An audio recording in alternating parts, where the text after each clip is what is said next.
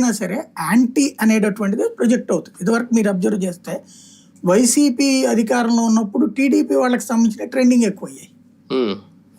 అంటే యాంటీ పాయింట్లోనే ఎక్కువ ట్రెండింగ్ అవుతుంది. నిన్న కూడా ట్రెండింగ్లో వీళ్ళదే ఎక్కువ ఉన్నాయి, వీళ్ళకి సంబంధించినవి తక్కువ ఉన్నాయి.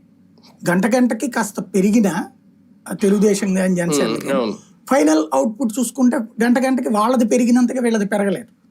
అంటే సోషల్ మీడియాలో పట్టనట్టున్న వైసీపీ వాళ్ళు యాక్టివ్ అయ్యారు. ఇది నెంబర్ 1.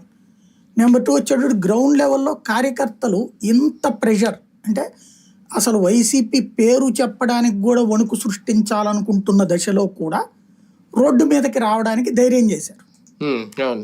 3వది వచ్చేటప్పటికి నాయకుల్లో సజ్జల కోఆర్డినేటర్ అంతవరకు అంతే.